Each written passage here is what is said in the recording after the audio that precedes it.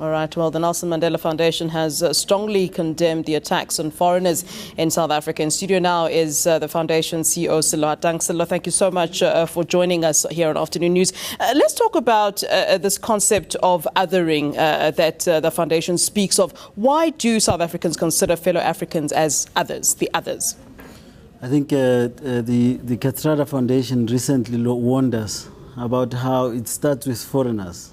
And then it moves on to being about fellow South Africans who are then targeted because they look different from us. So you are a little darker, therefore you must be foreign. So you get attacked for that. I want to remind South Africans, and I think these attacks and these marches that are going on, it's a significant failure of memory. That the othering that happened in 2008 led to the attack of non-nationals and South Africans in Alexandra, for example, where fellow South Africans were then removed from Alex. And I think if that failure of memory doesn't leave us with a sense of self-hatred even, that some of us are also just to be othered, in fact.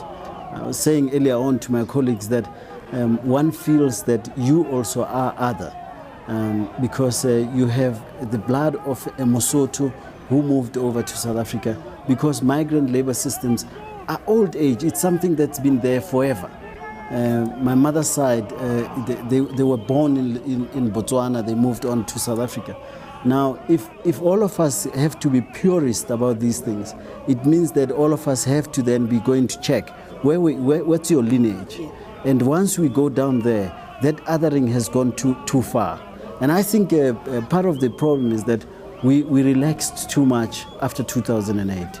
We didn't do the difficult work of ensuring not only integration, but also listening to fellow South Africans about their concerns. You know, you talk about, self-hatred, and I think that's an interesting point, because it does seem that this othering is, aimed particularly or directed particularly at fellow Africans. And, it's not aimed at Europeans, for example, who then come into South Africa. Again, I want to refer back to 2008, and some of us were very involved in what happened back then. I was close to the end of my time at the Human Rights Commission. And I remember that we went to some of the communities that had gone through these attacks. And in each community, you had one common thread, which was that the darker you were targeted. And whether you were born in Alex itself, if you were darker, a touch darker, you were then targeted. And I think if we are to begin to be honest with ourselves, we must say that it's not just xenophobia. It's a special kind of Afrophobia, that we hate ourselves that much, that we will attack ourselves and attack each other. The darker, especially with the darker shade. You might be aware of this, that there have been some South Africans who've in fact blamed Nelson Mandela himself for what's perceived as this influx of fellow Africans, of migrants to South Africa. What do you think about that? I think we should always look back at what's happening at the moment. In Nigeria today, you have South Africans who are now being threatened that they should get out of Nigeria. I have people who I know that are working in Ghana. So South Africans, fellow South Africans, are working somewhere in the world. And if we don't remember that the world is much more smaller than it used to be in the past, the only thing that's different is the numbers. So South Africans keep on going back to this thing but there are so many of them who are in South Africa.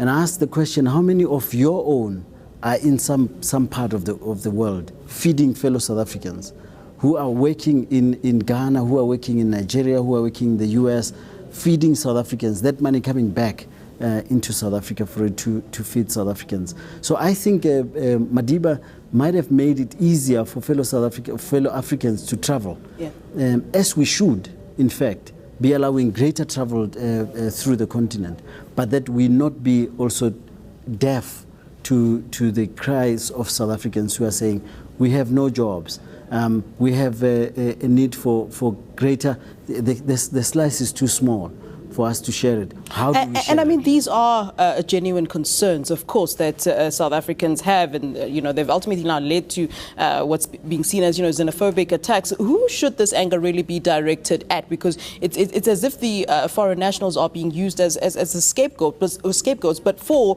actual genuine concerns that South African people genuinely have. In fact, I think if we are to be honest to ourselves again about the issue of how we responded to this latest round of marches, it's only today, when the march is underway, that we begin to see some kind of statements that are now coming out of national government. Yes, there have been movements that have been going on in terms of ensuring that we deal with it. Gauteng government has been working hard to curb that.